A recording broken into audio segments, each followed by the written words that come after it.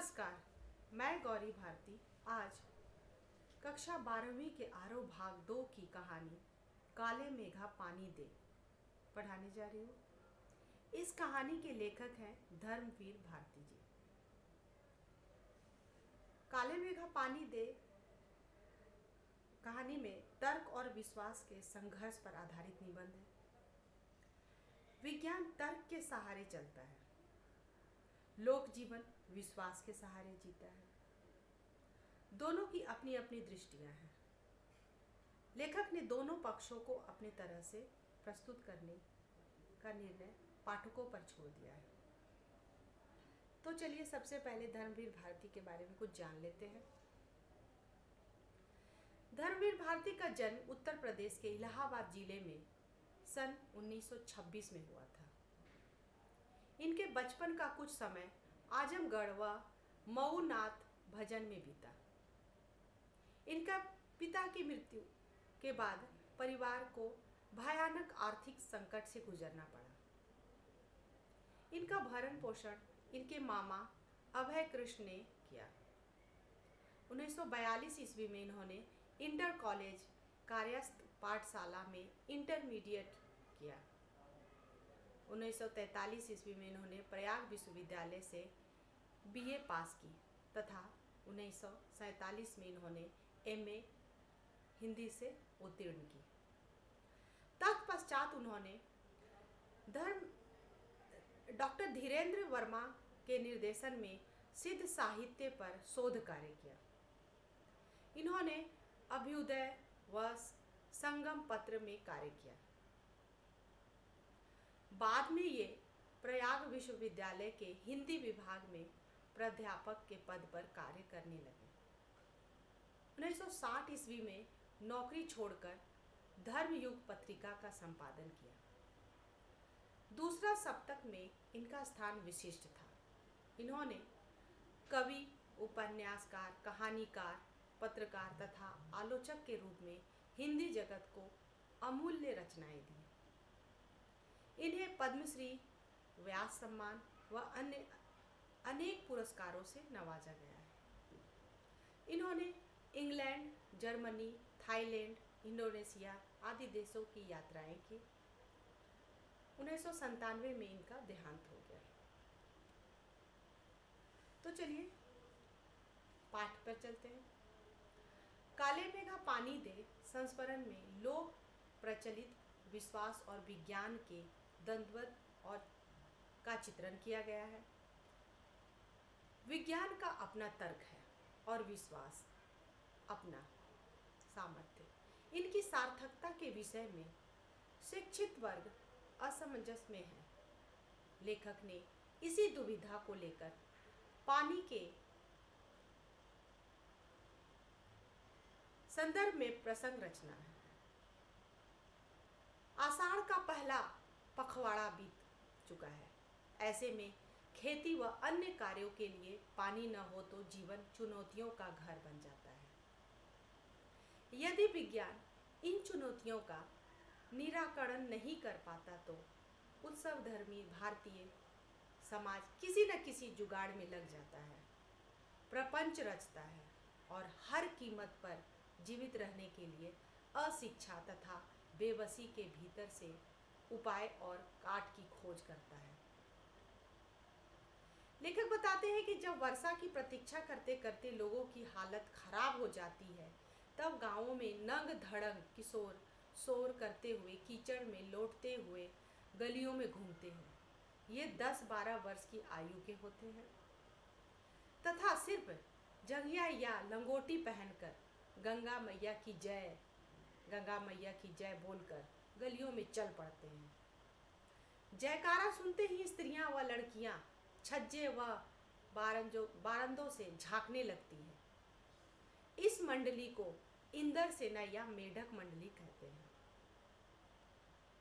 ये पुकार लगाते हैं, जो बच्चे हैं वो पुकार लगाते हैं, काले मेघा पानी दे गुड़धानी दे, गगरी फूटी बेल पियासी, काले मेघा पानी दे। मैं फिर से एक बार दोहराती हूँ, काले मेघा पानी दे, गगरी फूटी बैल पियासा, पानी दे गुड़धानी दे, काले मेघा पानी दे। जब यह मंडली किसी घर के सामने रुककर पानी की पुकार लगाती थी तो घरों में सहेज कर रखे पानी से इन बच्चों को सर से पैर तक तरबतर कर दिया जाता था। ये भीगे बदन मिट्टी में लोट लगाते तथा कीचड़ में लथपथ हो जाते। यह वह समय होता था जब हर जगह लोग गर्मी में भूनकर त्राही त्राही करने लगते थे। कुएं सूखने लगती थी, नलों में बहुत कम पानी आता था, खेतों की मिट्टी में पपड़ी पड़कर जमीन फटने लगती थी।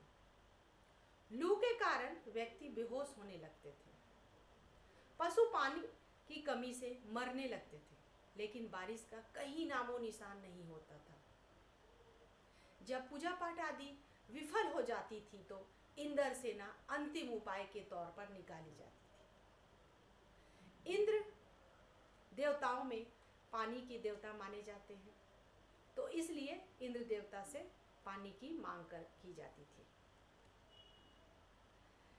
लेखक को यह समझ नहीं आता था कि पानी की कमी के बावजूद लोग घरों में कठिनाई से इकट्ठा किए पानी को इन पर क्यों फेंकते थे। इस प्रकार के अंधविश्वासों से देश को बहुत नुकसान होता है। अगर यह सेना इंद्र की है तो वह खुद अपने लिए पानी क्यों नहीं मांग लेती। ऐसे पाखंडों के कारण हम अंग्रेजों से पिछड़ गए तथा उनकी गुलाम बन गए। लेखक स्वयं मेढक मंडली वालों की उम्र का था। वह आर्य समाजी था तथा कुमार सुधार सभा का उपमंत्री था। उसमें समाज सुधार का जोश ज्यादा था। उसे सबसे ज्यादा मुश्किल अपनी जीजी से थी, जो उम्र में उसकी माँ से बड़ी थी। वे सभी रीति रिवाजों, तीज त्योहारों, पूजा अनुष्ठानों को लेखक के हाथों पूरा करवाती थी। जिन अंधविश्वासों को लेखक समाप्त करना चाहता था, वे सब कार्य लेखक को पुण्य मिलने के लिए करवाती थी। जीजी लेखक से इंद्र सेना पर पानी फेंकवाने का काम करवाना चाहती थी। उसने साफ मना कर दिया। जीजी ने कांपते हाथों व डगमगाते पांवों से इंद्र सेना पर पानी फेंका। लेखक जीजी से मुंह फुलाए रहा। शाम को उसने जीजी की दी हुई लड्डू मठरी भी नहीं खाई। पहले उन्होंने गुस्सा दिखाया, फिर उसे गोद में लेकर समझाया। उन्होंने कहा कि यह अंधविश्वास नहीं है। यदि हम पानी नहीं देंगे तो इंद्र भगवान हमें पानी कैसे देंगे। यह पानी की बर्बादी नहीं है, यह पानी का अर्ध है। दान में देने पर ही इच्छित वस्तु मिलती है। ऋषियों ने दान को महान बताया है। बिना त्याग के दान नहीं होता। करोड़पति 2-4 रुपए दान में दे दे तो वह त्याग नहीं होता। त्याग वह है जो अपनी जरूरत की चीज को जन कल्याण के लिए दे। ऐसे ही दान का फल मिलता है। लेखक जीजी के तर्कों के आगे पस्त हो गया, फिर भी वह अपनी जिद पर अड़ा रहा। जीजी ने फिर समझाया कि तू बहुत पढ़ गया है, वह अभी भी अनपढ़ है।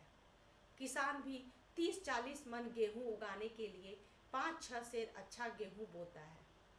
इसी तरह हम अपने घर का पानी इन पर फेंक कर बुवाई करते हैं। इसी से शहर, कस्बा, गांव पर पानी वाले बादलों की फसल आ जाएगी। हम बीज बनाकर पानी देते हैं, फिर काले मेघा से पानी मांगते हैं। ऋषि मुनियों ने भी यह कहा है कि पहले खुद दो, तभी देवता चौगुना करके लौटाएंगे। अगर तुम कुछ दोगे तभी भगवान तुम्हें और भी ज्यादा देंगे। यह उनकी जीजी का कहना है। यह आदमी का आचरण है कि जिसे सबका आचरण बनता है। यथा राजा तथा प्रजा, सच है। गांधी जी महाराज भी यही कहते हैं। लेखक कहता है कि यह बात 50 साल पुरानी होने के बावजूद आज भी उसके मन पर दर्ज है। अनेक संदर्भों में ये बातें मन को कचोटती है कि हम देश के लिए क्या करते हैं। हर क्षेत्र में मांगे बड़ी बड़ी है, पर त्याग का कहीं नामो निशान नहीं है। आज स्वार्थ एकमात्र लक्ष्य रह गया है। हम भ्रष्टाचार की बातें करते हैं, परंतु खुद अपनी जांच नहीं करते।